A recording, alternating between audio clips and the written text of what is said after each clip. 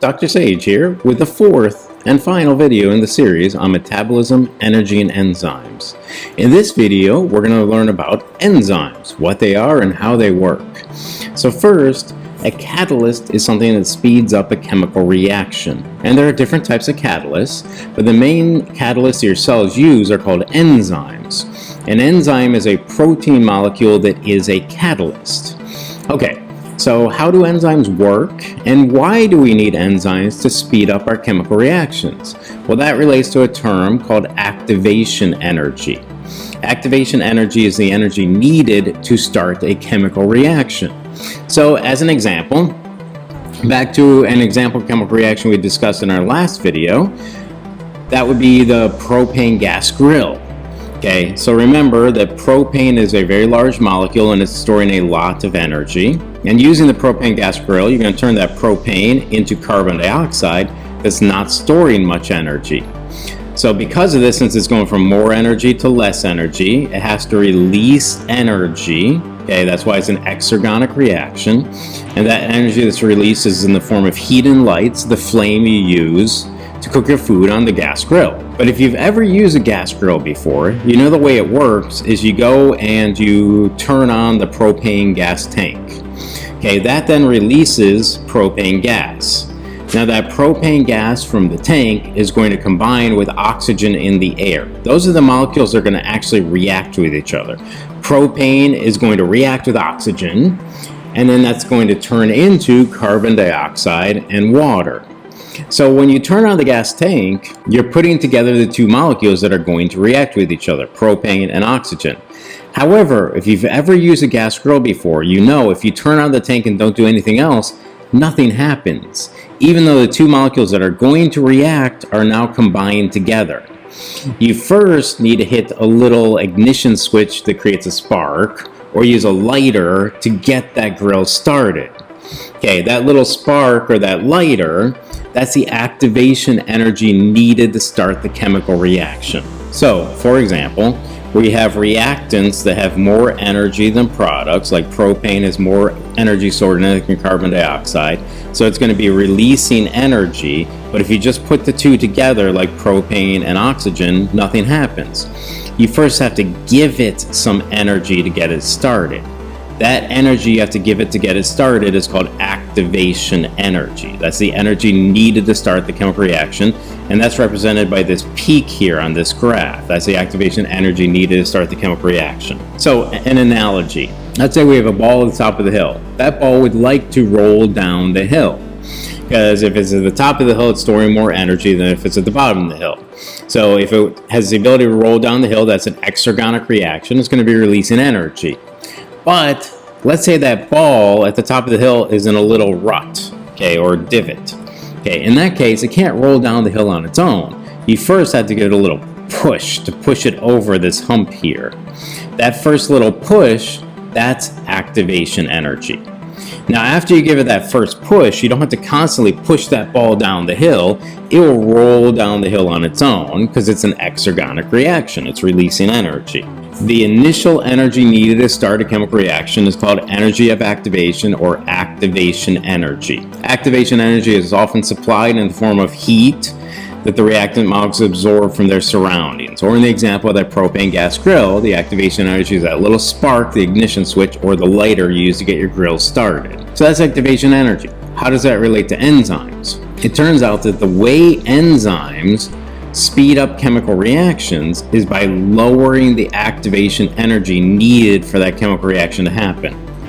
So in this figure, it's again an exergonic reaction because the reactants have more energy than the products.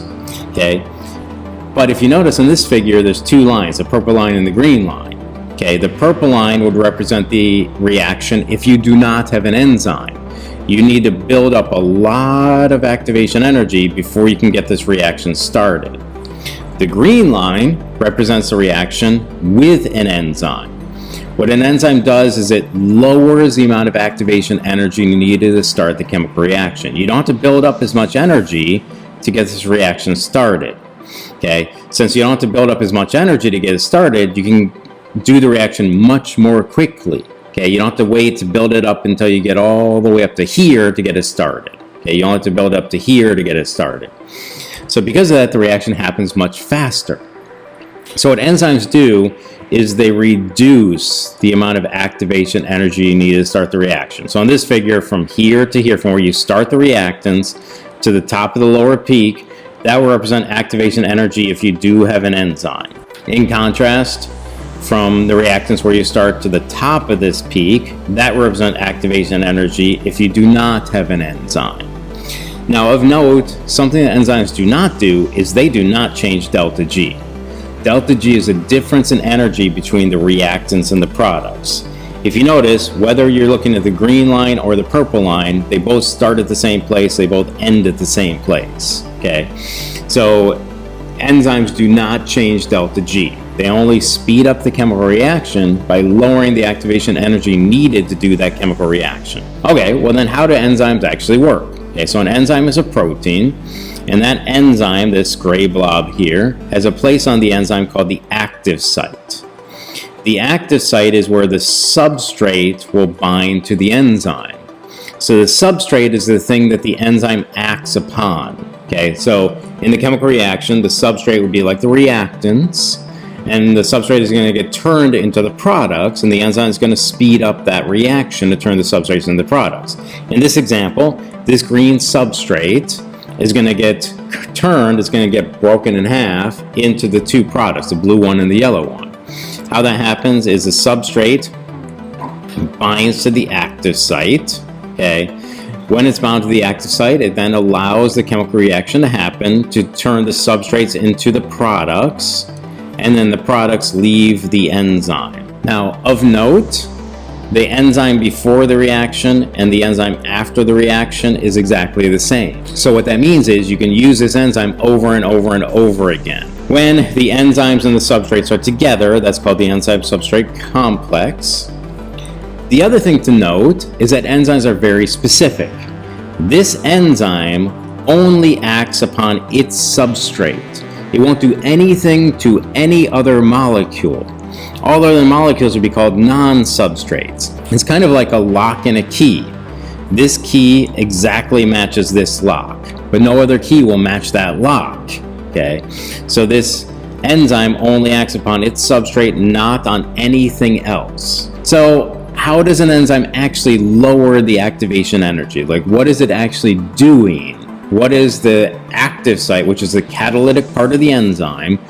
What is that active site doing to the substrates to help them turn into products? Well, that depends upon the enzyme. Different enzymes work in different ways. As a couple of examples, okay, let's say you have chemical A and chemical B, and they're going to react with each other to turn into chemical C, so they're going to combine. Well, if you have chemical A and chemical B, in order for them to react, what they first have to do is they have to physically collide. They have to run into each other, okay, to form that new chemical bond to combine them together. Okay, and they have to line up in the exact right orientation. Okay, if they bump into each other like this, okay, they're not going to react. They have to react just like this. Okay, well, let's say you have chemical A and chemical B randomly floating around the cell. As they're randomly floating around the cell, once in a while they will bump into each other. But it's rare they bump into each other in the exact right orientation. What does an enzyme do? Well, it can take those two substrates and it can line them up, because when the substrate goes into the enzyme, it can only fit in the enzyme in a particular orientation. Like the way to exactly line up, if this was an enzyme that was combining two substrates, it would line them up exactly in the right orientation to form that chemical bond there. So that's one thing an enzyme can do. But not all enzymes combine two substrates to make a product. Some, like the one in this figure, take a substrate and break it apart into two products. Okay? Now, a lot of enzymes have what's called induced fit. What that means is when the substrate binds to the enzyme, that enzyme actually changes shape. And that shape change can actually take that substrate and put stress on those chemical bonds by bending it. Okay? And it can actually stress those bonds enough, it breaks the bonds, like it takes this substrate and breaks it apart. Okay? Now, of note, the enzyme, once it's done, goes back to its natural state. Okay, so that induced fit, the enzyme doesn't stay to a change shape, it goes back to its natural shape. Okay, so those are just a couple of examples of things that enzymes can do to lower the activation energy to speed up the chemical reaction. Now, enzymes are proteins, and since they're proteins, they can be affected by things. Like there are things that can change the shapes of proteins, and proteins work based upon their shape. That's also true for enzymes. Okay, in particular, the shape of the active site gives the enzyme its function. Okay, well, as we learned back in the macromolecules lecture, we learned that things can affect the shapes of proteins. For example, temperature or pH.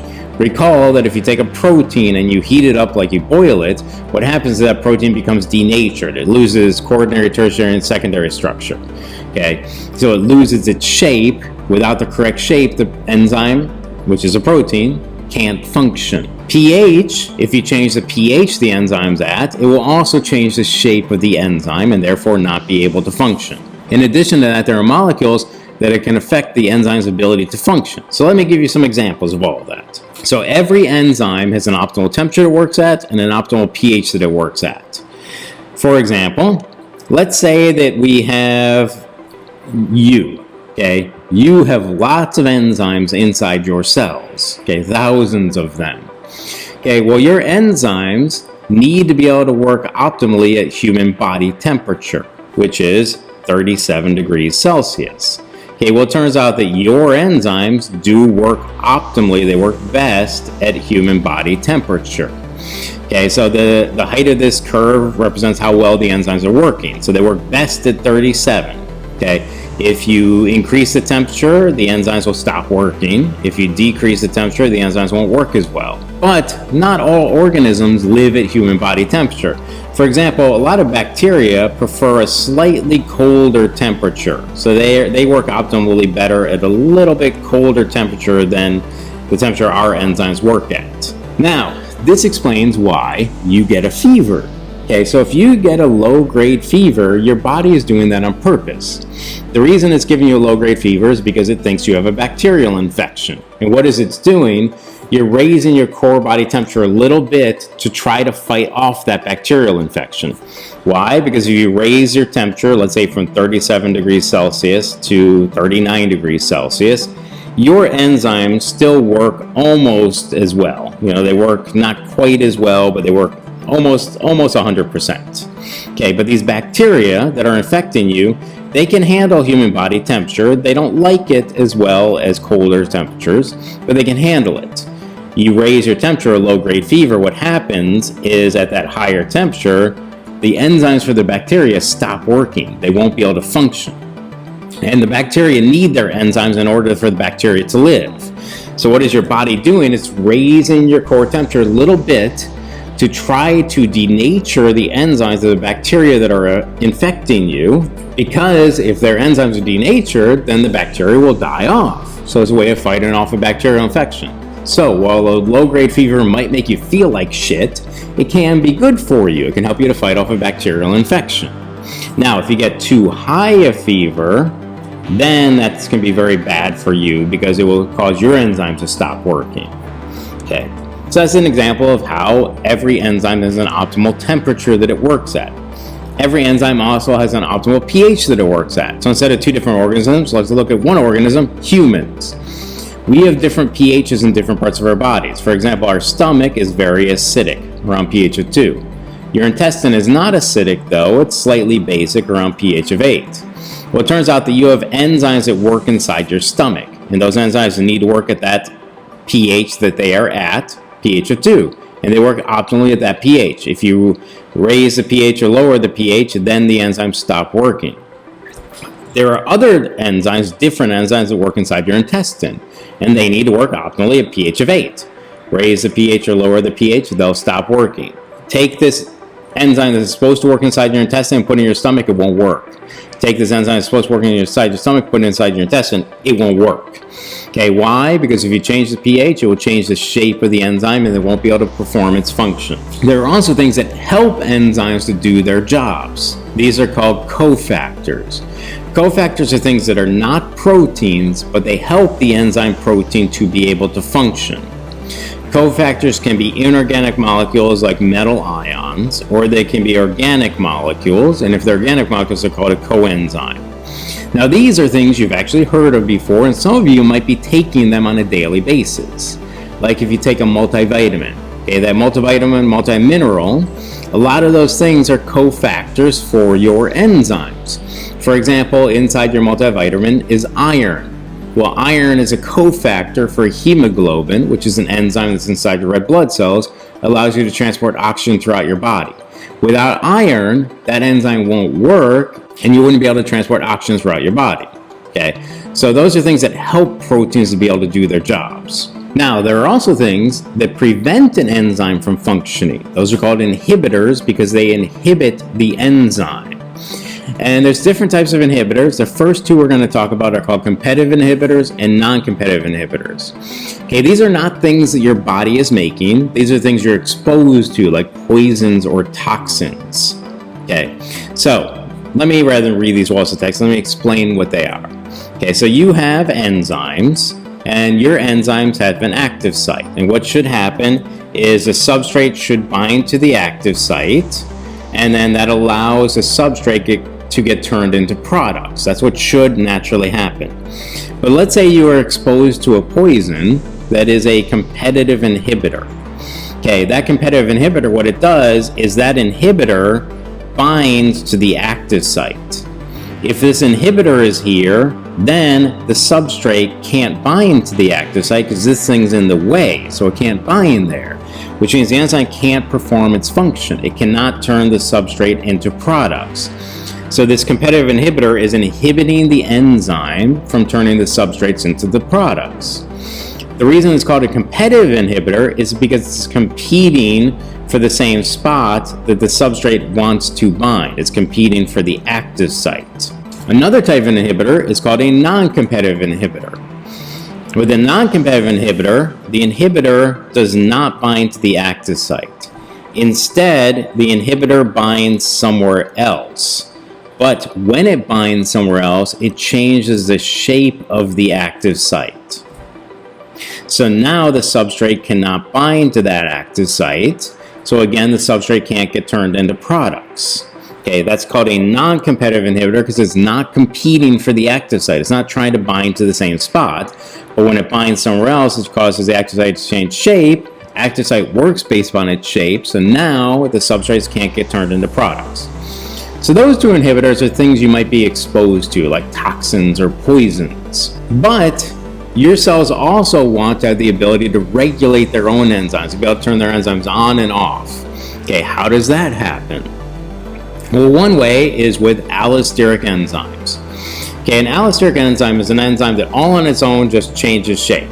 It changes shape between an on state, where the active site is exposed so it can turn substrates into products, and an off state where the active site is not exposed so it cannot turn substrates into products. So all on its own naturally it just goes on, off. That's what the enzyme naturally does. Well, let's say that you don't need the substrate that enzyme makes right now. In that case, you don't want to waste the time and energy making something you don't need.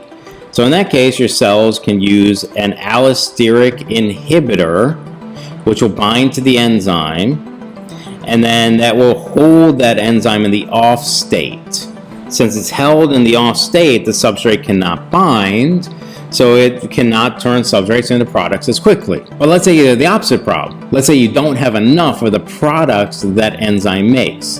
In that case, you can use an allosteric activator, which will bind to the enzyme and hold it in the on state. So substrates can bind more quickly, and therefore the substrates can get turned into products more quickly.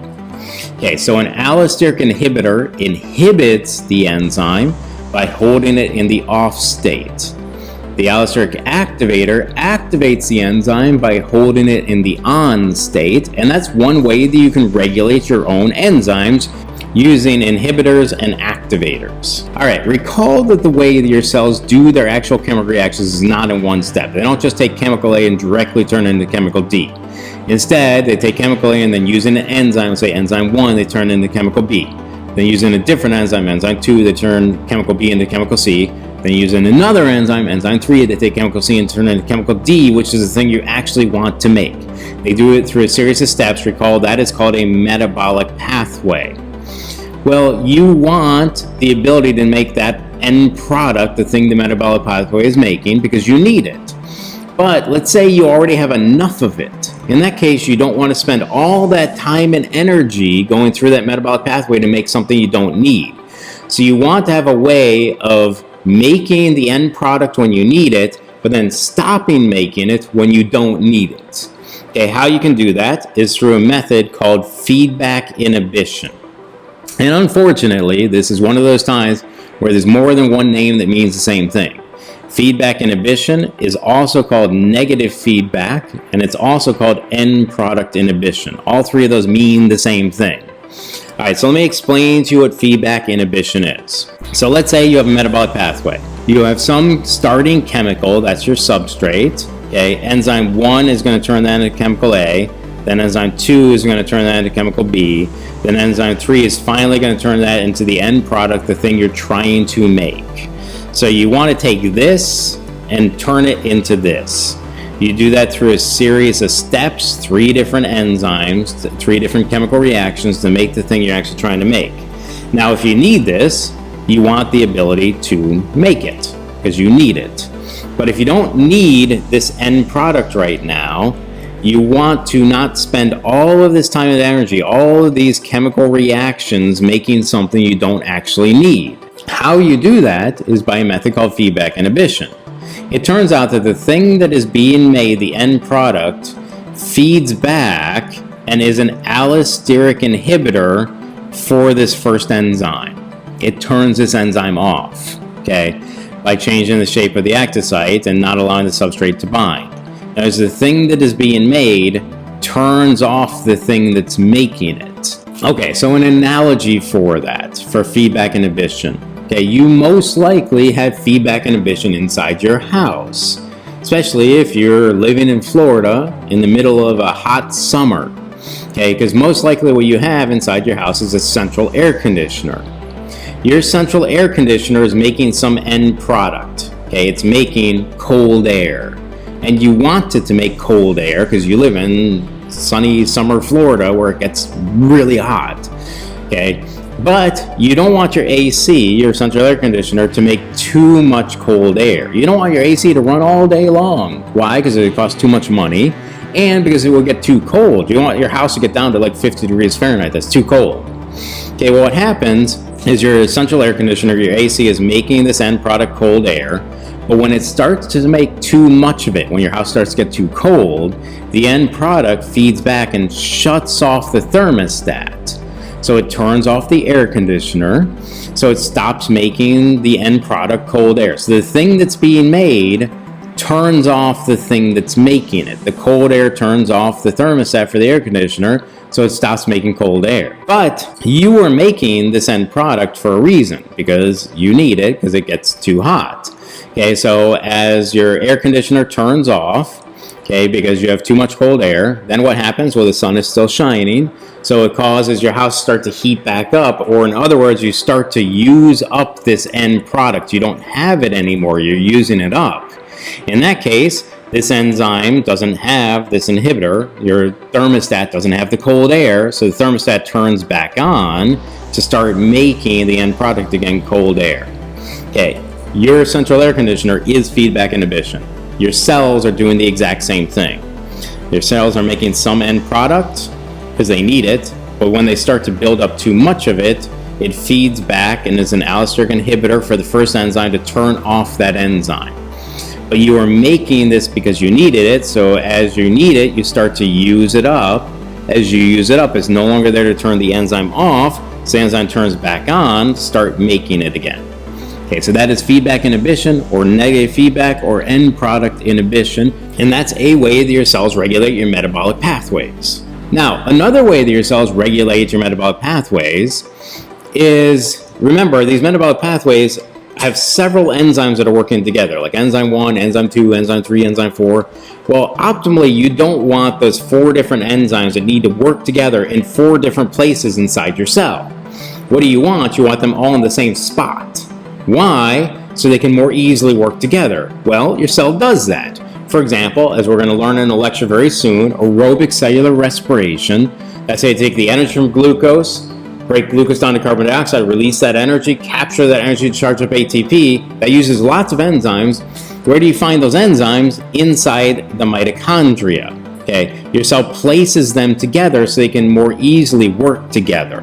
Okay, and that concludes our lecture on cell metabolism, energy, and enzymes. In the next set of lecture videos, I'm going to teach you about aerobic cellular respiration, which uses the mitochondria.